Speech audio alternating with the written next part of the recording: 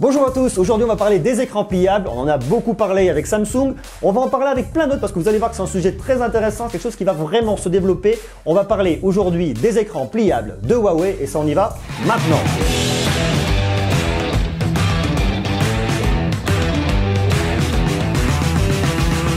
Les écrans pliables, c'est vraiment le sujet, the sujet de 2018 parce qu'on voit qu'effectivement en 2017 la tendance c'était les écrans bord à bord, les très grands écrans format 18/9e. Là on arrive sur du 19/9e, mais au-delà d'agrandir toujours l'écran, il va falloir arriver sur une nouvelle techno, sur ces écrans pliables. On sait aujourd'hui que la technologie des écrans pliables, quelque chose qui existe. On a déjà vu sur différents protos, que ce soit sur Lenovo, on l'a vu sur LG. Au CES, c'était présenté un écran enroulable. Il y a beaucoup de choses qui vont arriver dans ce sens et vous allez voir, on en parle beaucoup en 2018. C'est des produits qui vont arriver d'ici très peu de temps, peut-être fin 2018. Très probablement en tout cas 2019 et il y a beaucoup de personnes qui sont dans la course. Alors il y a Samsung effectivement avec son Galaxy X qui fait parler de lui depuis 2011. Alors on en a beaucoup entendu parler, c'est un petit peu l'Arlésienne, c'est le produit dont tout le monde parle et que personne ne voit et qu'on attend et on se demande même si un jour il finira par arriver. Mais oui, très clairement, ces choses-là vont arriver, elles vont vraiment nous surprendre et on va avoir des smartphones nouvelle génération d'ici quelques années avec des écrans pliables. Alors on va parler très prochainement des iPhones pliables qui arriveront, donc abonnez-vous, restez connectés parce que vous allez voir c'est des sujets qu'on va suivre de très près. Mais pour l'instant on va se concentrer aujourd'hui sur le cas de Huawei. Parce que Huawei, en la personne de Richard Yu, qui est le patron de la division grand public de Huawei, a effectivement confirmé qu'il travaillait très activement sur un smartphone avec un écran pliable.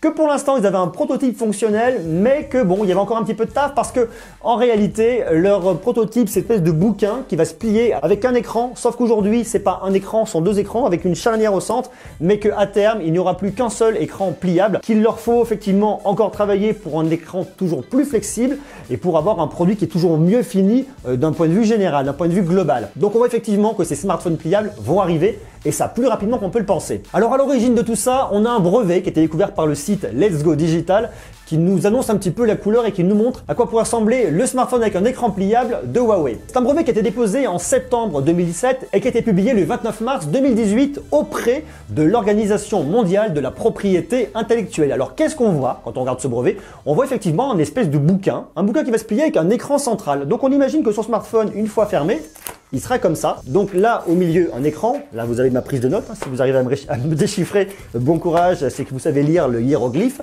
La question qui se pose maintenant, c'est de se dire, vous avez un écran central, une fois fermé, qu'est-ce que vous avez à l'extérieur? Vous n'avez rien. Donc en réalité, vous avez une espèce de tablette qui se déplie. Mais si on parle de smartphone, on va forcément parler de quelque chose qui rentre dans la poche, donc quelque chose qui se plie. Donc qu'est-ce que vous allez avoir à l'avant? Ici, un autre écran, peut-être.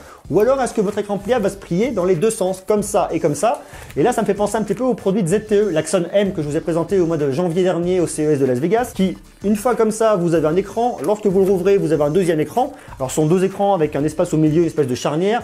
Vous avez plusieurs possibilités, soit avoir d'un côté un écran qui fonctionne seul et là rien du tout, soit un seul et même grand écran, ça vous fait un peu comme une espèce de tablette, soit ici deux fois le même écran. Bon, il y a différentes possibilités qui peuvent être vues en tout cas là-dessus. Mais ça pose en tout cas une question très intéressante. À quoi vont ressembler ces écrans pliables? Comment est-ce qu'ils seront les plus fonctionnels? Parce que, a priori, Samsung le prendrait dans l'autre sens. Plutôt à la verticale, ça se fermerait comme une espèce de canard, vous savez, comme les téléphones à clapper qu'on avait à l'époque. C'est-à-dire, votre grand écran, vous le refermez. Donc on peut imaginer d'avoir un autre petit écran sur le dessus, comme on avait pour vous dire, vous avez un appel de telle personne, vous avez un message de telle personne.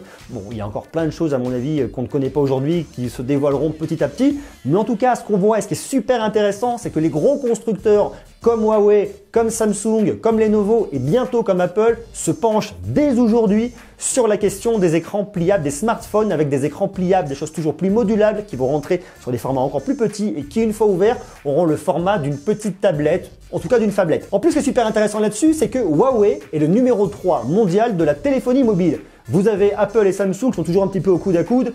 Un coup c'est dans le premier, un coup c'est avec le premier, ça dépend effectivement du mois, ça dépend du produit qui est annoncé, ça dépend de pas mal de choses.